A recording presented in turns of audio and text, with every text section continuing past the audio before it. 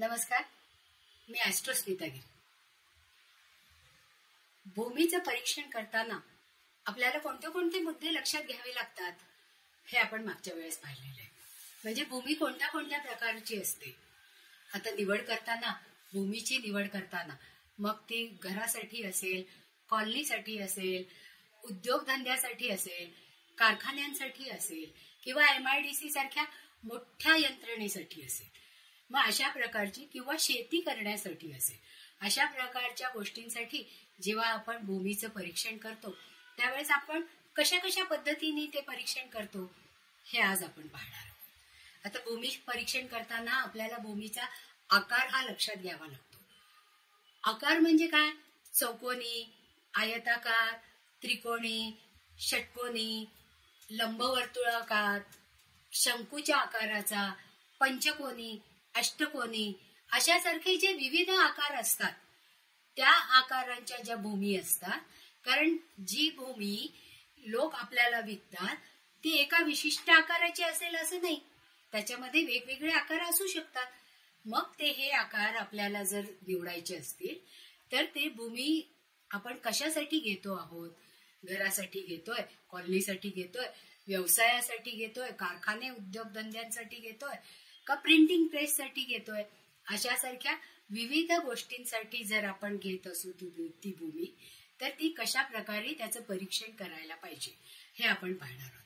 आता भूमीचा जसा आकार हा अत्यंत महत्वाचा आहे, त्याच प्रकारे भूमीचा उतार म्हणजे प्लव, नैसर्गिक उतार कुठल्या बाजूला आहे, मग तो उत्तरेकडे आहे, पूर्वेकडे आहे, पश्चिमेकडे आहे का दक्षिणेकडे आहे, हे आपल्याला तपासून घ्यावं लागतं.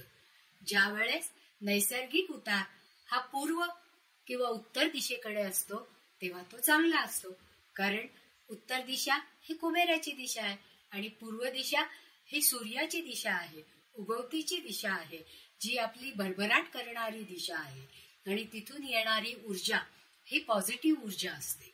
तर दक्षिण आणि पश्चिम इथून येणारी ऊर्जा ही अस्ताची ऊर्जा असते, कारण पश्चिमेची देवता ही शनी आहे. शनी महाराज सगळ्याच आकुंचन आणि विलंब करतात पहा. त्याचप्रमाणे दक्षिणेची देवता यमदेवता आहे की जी आपल्यामध्ये, आपल्या कार्यामध्ये सतत अडचणी निर्माण करते.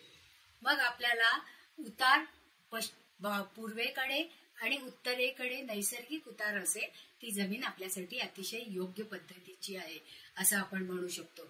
मग ती सगळ्याच गोष्टींसाठी योग्य असते. आता जर डोंगर असेल पूर्वेकडे तर ती भूमी आपण घेणारच नाही, कारण त्या बाजूला जडत्व येईल. किंवा उत्तरेकडे डोंगर असला तरी सुद्धा आपण ती भूमी घेणार नाही.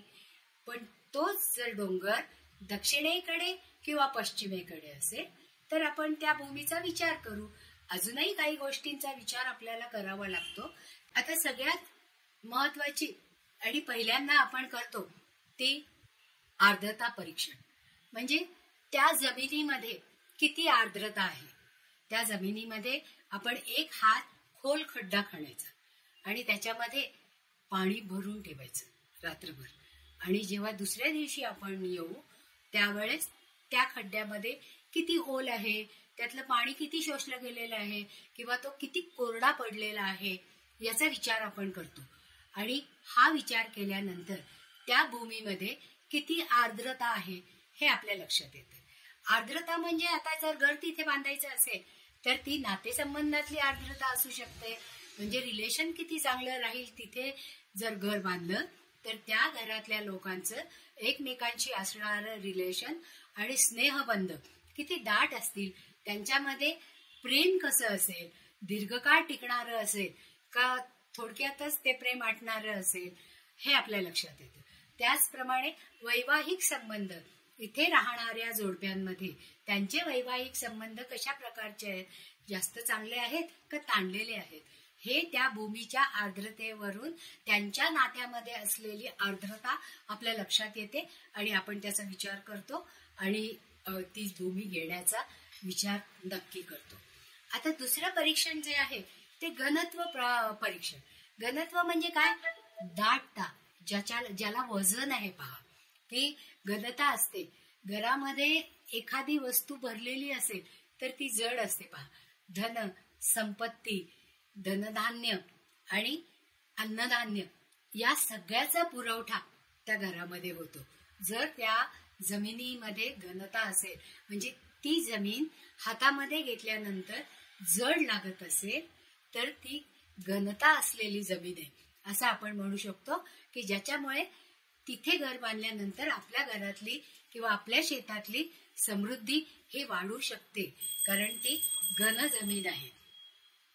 त्याच प्रकारे वायुसंचारण म्हणजे ती जमीन कशा पद्धतीने आपल्याला उपयोगी पडणार आहे हे आपण पाहणार आहोत.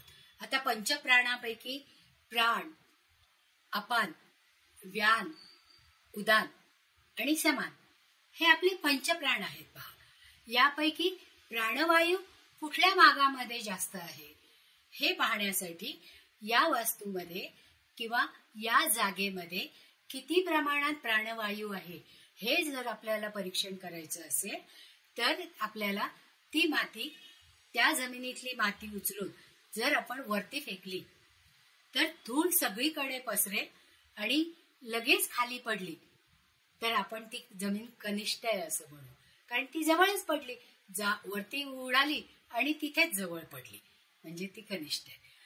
परत एकदा दुसऱ्या जर आपण म्हणजे ती जमीन आपल्यासाठी योग्य नाही, जर तिथली माती ही उंच उडवल्यानंतर वर गेली आणि जवळच पडली तर आपण ती जमीन मध्यम आहे असं म्हणू, म्हणजे त्या जमिनीत प्राणवायू मध्यम प्रमाणात आहे.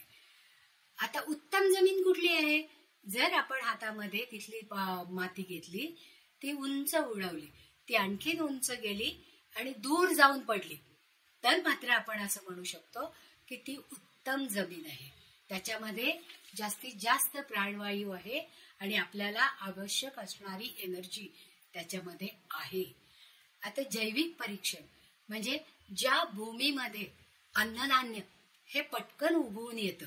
नवरात्रात आपण पहा सप्तधान्य पेरतो आणि ते तिसऱ्या दिवशीच उगवून येतं पहा, आणि 9व्या दिवशी 9वी माळ जेव्हा असते त्यावेळेस ते जवळजवळ 1 फुटापर्यंत वाढलेलं असतं, म्हणजे त्याच्यामध्ये ती जैविकता असते, म्हणजे त्या सप्तधान्यामध्ये नवनिर्मिती आणि ती पटकन निर्मिती करणारी असते.